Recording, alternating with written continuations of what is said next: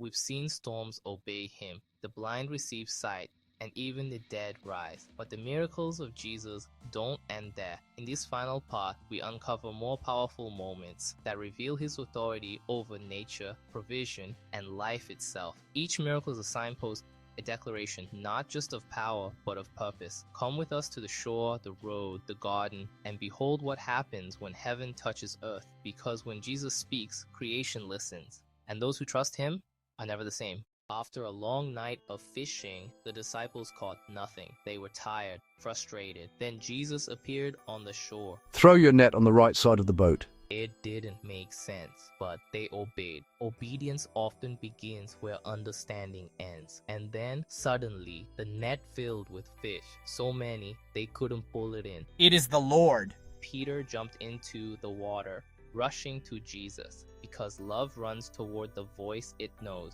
Failure turned to fullness in a moment, not luck, not chance, a sign of who was calling them, the Lord of the lake, the Lord of their lives. Message: obedience to Jesus can turn failure into abundance. When he speaks, obedience unlocks overflow, not just enough, more than enough, and he meets us right where we are, from empty nets to overflowing boats, from frustration to fellowship. This is what his presence does. It changes everything, and there is more, because his care reaches even to our daily needs. Even in the small things, he provides. Watch what happens next. Provision awaits in unexpected places, even in the mouth of a fish. Temple tax collectors approached Peter. Does your teacher pay the tax?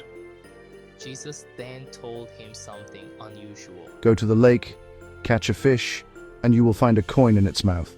Peter obeyed. Obedience makes room for God's provision. A tug, a moment, and just as Jesus said, there was a coin, enough to pay the tax. Precision, care, provision, on time, in full. God provides even in unexpected ways. He sees needs before we speak them, and meets them with surprising grace. Trust turns worry into worship, but fruit without faith, watch closely. A lesson is about to take root, and it will speak to us still, about faith, about fruitfulness, about what God desires from our lives, not just leaves, but lasting fruit. Jesus approached a fig tree looking for fruit, but it had none. He said, "May no one ever eat fruit from you again." They walked on, wondering. The next day, the disciples saw the tree. It had withered from the roots. They were amazed. Jesus said, "If you have faith and do not doubt, you can do even greater things." Message: faith is powerful, and fruitfulness matters to God. He seeks fruit that remains, not appearance, but outcome. Faith that moves mountains and lives. What are our roots drawing from? Let faith be our source, and fruit be our evidence, because he's leading us onward. Yet the road leads to a place of conflict, swords drawn, hearts racing, a rash strike in the night, and a miracle of mercy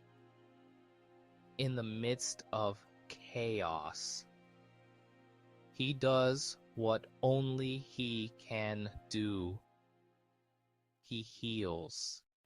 When Jesus was arrested, one of his disciples drew a sword. He struck the servant of the high priest, cutting off his ear. The servant's name was Malchus. In that intense moment, Jesus did something unexpected. He touched the man's ear and healed him instantly. Compassion interrupts conflict. Mercy stronger than fear. Power submitted to purpose. Message: Jesus brings healing, even in moments of chaos and conflict. He mends what violence breaks. He reconciles what fear divides. His kingdom comes in peace. What he restores, no one can deny. Even as he is led away, his love leads on. We learn who he is in the hardest moments, and we remember. After all this, a sunrise, a second chance, they went fishing once more.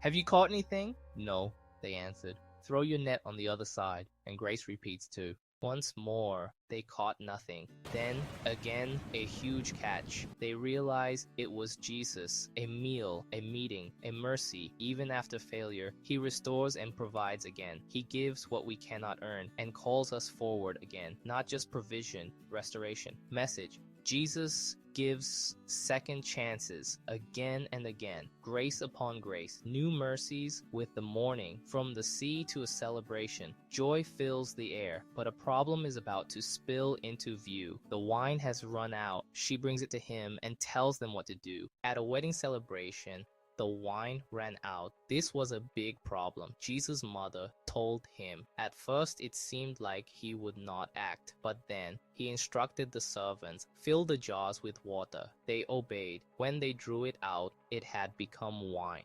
The best wine. Astonishment ripples through the feast. This was his first miracle. Quiet glory, public joy. Message: Jesus transforms the ordinary into something extraordinary. Simple obedience becomes sacred overflow. He turns scarcity into celebration and beginnings into belief. From calming storms to raising the dead, from healing the sick to providing in need, every miracle points to one truth: Jesus is Lord over everything, and that same power is still at work today. No situation is too small, no problem too big, no life too far gone. Jesus is Lord over everything, and his love still moves today. Let faith rise, let obedience lead, let hope anchor your heart. Subscribe to Daily Divine Decipher for daily Bible truths, powerful stories, and faith-building content. Join a community growing in faith every day.